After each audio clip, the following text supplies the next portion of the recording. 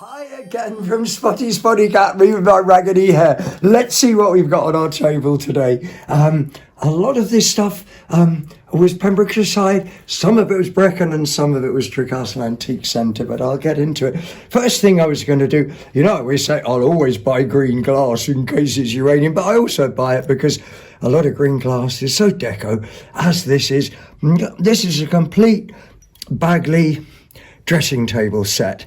I suppose people don't really use these things like this these days, but I think it was compulsory to have one of these on every single lady's dressing table. And you've got all your little pots for your powders and who knows what, and a little thing for your to put your rings in. And it's got its candlesticks as well, and its tray. And I don't know, and I'll show you the tray because it's got, it's just delightful. And again, so 1930s, so deco. And this was £5. I think in Pembroke or Pembroke Dock somewhere. Do you know, I can't quite remember. I mean, we've had Christmas, haven't we? You know, you can't expect my memory to be so good. Anyway, that is the dressing table set. And next, I think we'll go on to... Woo, this is good, isn't it, Sue? What I really need is a choreographer. And, yeah. Oh. Is that a sort of doctor, a choreographer? What does that to do with feet? No, it isn't, is it? No. I don't know. I've got all these things dancing around in my head I can't make sense of. Ha, ha, ha. Here's another lovely bit of Bagley glass. How blue can you get? And because I always have to turn these things over so that, I get my hands out of the way, Sue. Why ruin a good picture? And once again, I'll turn him over. And even on these little bits here, they've been ground flat. As I say, often with Bagley, you can tell that it is, or the quality of, but I just love that.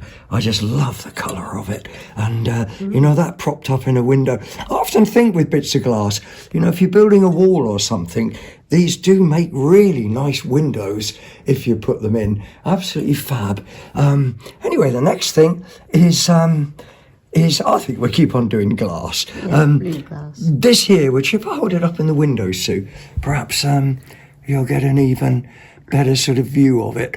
And that doesn't work then, Sue. No, that's okay, don't worry. I don't know what, I suspect this is probably China. It's got the remains of a label underneath, but again, the quality and the workmanship involved in something like that to make these swirls and the way that the white glass changes into the blue. Do you know, hand-blown glass like this, glass blown swirl, I honestly think it's like a frozen moment in time, you know, because the whole thing is so fluid and then you stop it and the beauty, etc., etc. Anyway, that is probably dead mod. But, you know, we can get biased. I hate it when people get biased against made in China because they do produce some really nice things. Now, this is a, I don't know, is it a droopy dog, do they call them? And he's 1950s. He's made by a firm called Sylvac.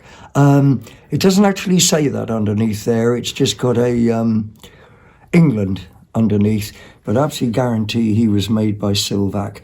And I think he cost me £3. I think he came from the cat shop at the back of Brecon Market, and which I say I love to bits. They're lovely people in there. The next three things I'm going to show you. Stand him up so he can... Stand him up. On his own. Right. There you go. Okay. And the next three things I'm going to get, I bought these three things at 30p each out of a bowl in Trecastle Antique Centre, and then I'll go through them. First off, the bottle opener. If you're going to buy a corkscrew, and you do intend to use it, always make sure it's still got its point on it because they often break off. This is interesting. I think this is either ivory or bone. I don't think it's that it's plastic, and especially because I think this also is ebony, and I think it's ebony and ivory, and obviously steel.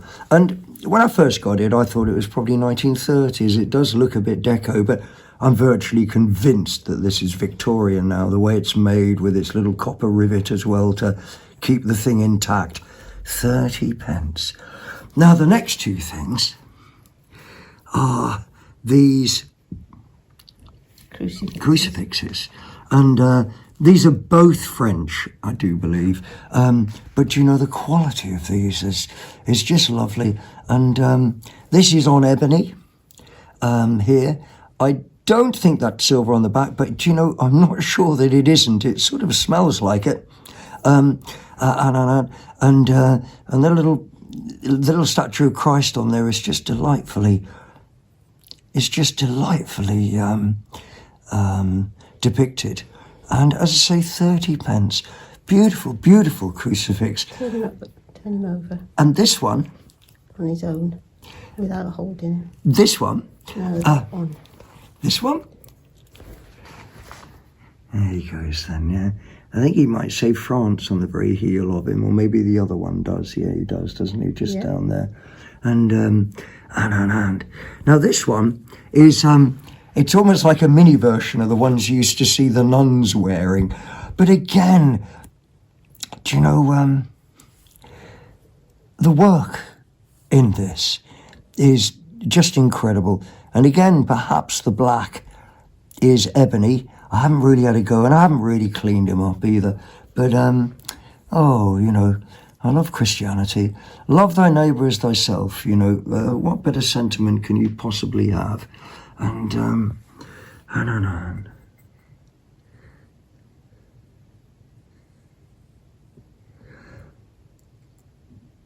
Now, the next thing is a bit of Staffordshire. And absolutely classic Staffordshire figure, but so interesting. And I'll try and explain it to you. He's virtually perfect. This was £2 in, again, the cat shop at the back of Brecon Market. And it has some damage. It's got a little chip off the back.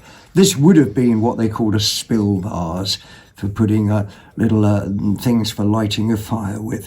But I just love the subject. It's a bit, I don't know. Because basically he's going, I think he's stealing eggs. Well, we've replenished the table, and just because I think we were getting a bit classy, I thought I'd better chuck in a bit of a Hot Wheels, and this is a big Hot Wheels. Unfortunately, it's missing a tyre, but it was 20 pence, and if I remember, if I can find it, it's actually got a switch on it somewhere. Oh, I can't find it. Oh, there it is. Yeah.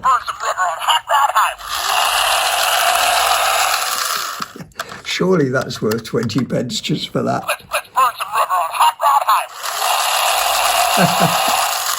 But he has got a broken tyre on him. If you put it down on its own. Oh, right then. Is he going to drive off the table, see?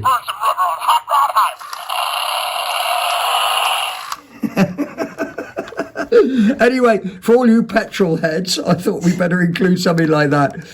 And it's called Push. Oh, it's got push in 3 different languages. Impuai and Apuai, I think, anyway, who knows. Anyway, that was, as I say, we didn't want to go too high market, so I thought I'd better sling something like that in. I think we'll do these two next. Now, I don't know if I think I have talked about carnival glass before. And I think that this particular one came from the Antique Centre, and I think this particular one came from Sue Ryder in Pembroke Dock. Beautiful. And they have the most crazy iridescence on them. This is a beautiful pattern, peacock and grapes. This was on sale in the Antique Centre, and I think I paid £6 for it. It's absolutely crazy. One of the definitions about the colour of carnival glass is you have to turn it over and see what colour the actual feet are. And this is blue, which is really quite uncommon. And yeah, it had £10 on it, and it was on sale, and I think it was £6. And but that is the most stunning piece of carnival glass, and so is this. As I say, I think this came from Sue Ryder. I think I remember buying it. I think it was £5, and this has got acorns and presumably oak leaves on it, and this also is a really, really unusual colour. The blue is uncommon enough, but I think this is actually red, and that's really, really uncommon. Yeah. But how they ever get the iridescence on it, I don't know. The Americans invented it, and they are almost exclusive, the producers of. You see a lot of orange colour, but you don't see much of the exotic other colours. Or the dark purple one. Oh yeah, and the purple. Oh, I used to love the purple. I've never had a red bit, you know. I don't know if I've ever had a blue bit. Anyway, Dolly's coming now. Dolly can sit down here while I get rid of these and rearrange our table. This is obviously a black doll, and I think she's going to wake up. Hello, Sue. How are you?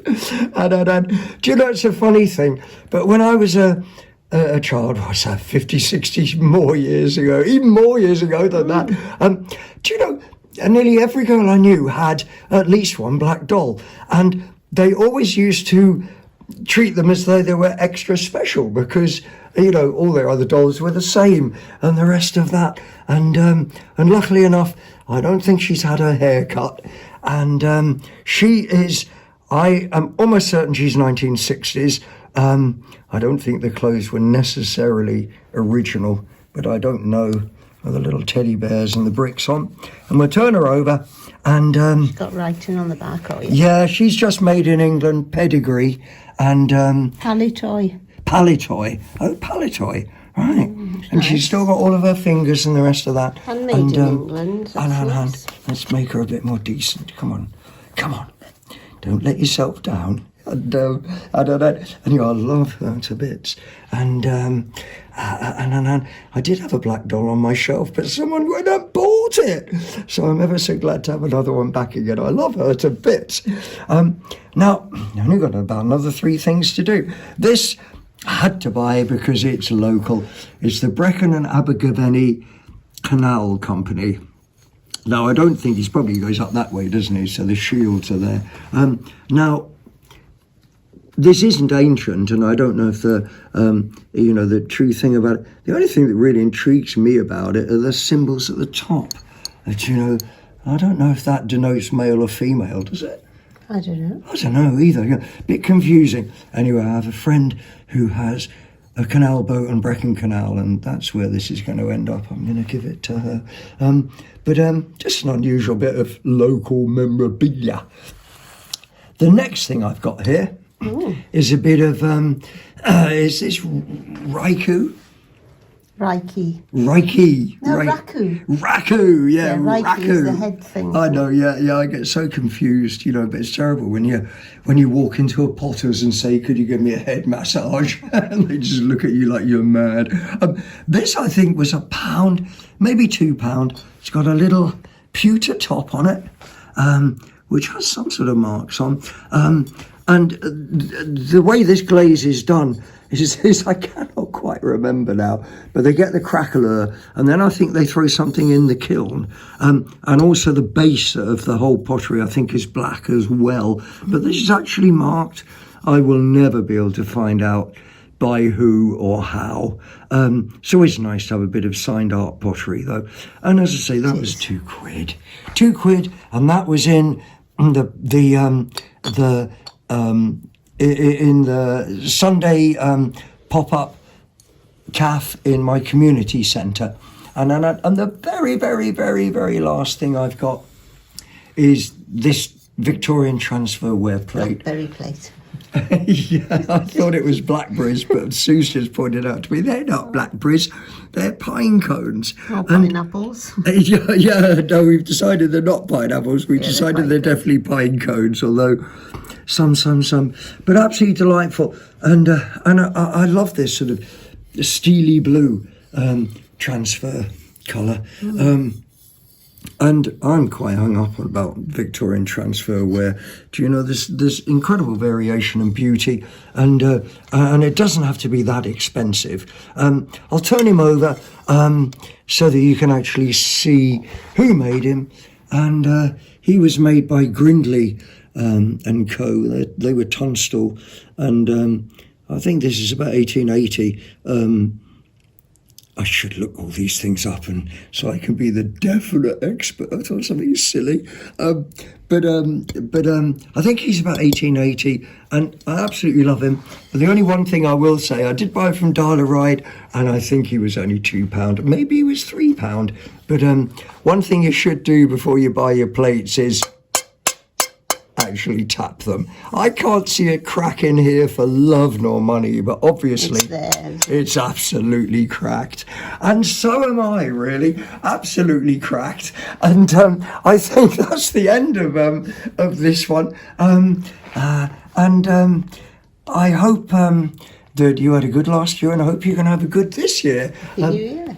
Happy New Year, because this is actually January the 2nd.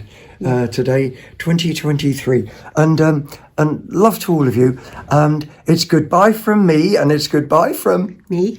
Sue, the camera lady, and it's goodbye from Spotty Cat. I've got to go home today. I haven't seen it for 3 days, and so I'm looking forward to that. Anyway, ta-da, folks. Love you all. Bye. That's what I'll do.